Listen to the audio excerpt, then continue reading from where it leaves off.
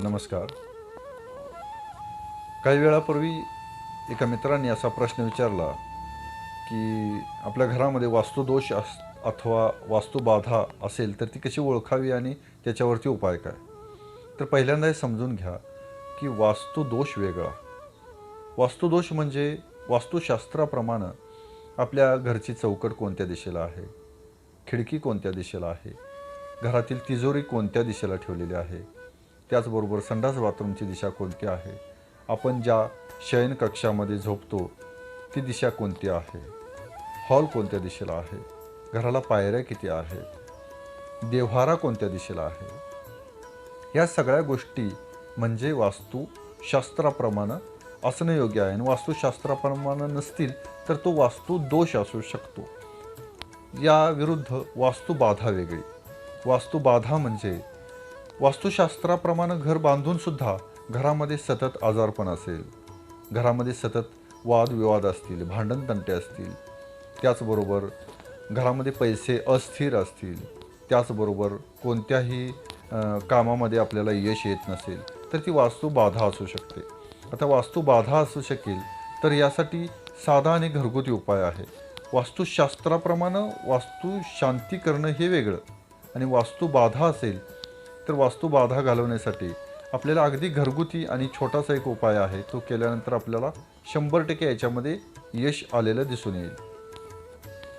जर आपल्या घरामध्ये वास्तुबाधा आहे असं आपल्याला जर वाटत असेल तर आपल्या घरामध्ये आपण सकाळी उठल्यानंतर सगळ्या घरामध्ये मोठं मीठ म्हणजे ज्याला खडे मीठ म्हणतो आपण, ते खडे मीठ सगळ्या रूममध्ये थोडं थोडं विस्कटायचं आहे.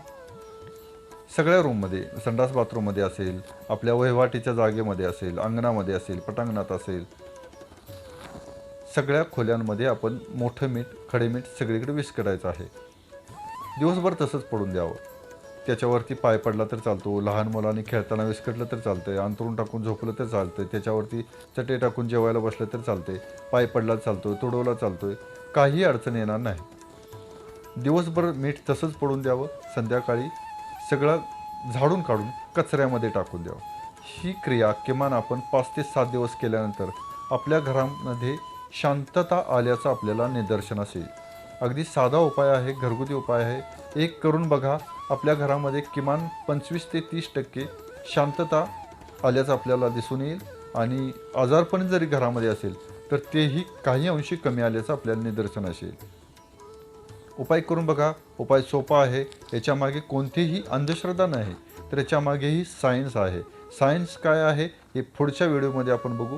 तोपर्यंत आशा वाटते हा व्हिडिओ आपल्याला आवडेल आणि ही प्रक्रिया आपण करून बघाल. आपल्याला काय रिझल्ट आला हेही आपण विचारू शकता, सांगू शकता. त्याचबरोबर अशाच प्रकारचे वेगवेगळे व्हिडिओ आपण या चॅनलच्या माध्यमातून प्रदर्शित करणार आहोत. तर आपल्या मनातील शंका, आध्यात्मिक समस्या आपण आम्हाला विचारा. त्याबद्दल आम्ही छोटे छोटे उपाय याच्यातून निघण्याचे, याच्यातून सुटण्याचे उपाय सुचवू. आपल्याला हा व्हिडिओ आवडला असेल अशी आशा व्यक्त करतो. इथंच थांबतो. धन्यवाद. श्रीराम.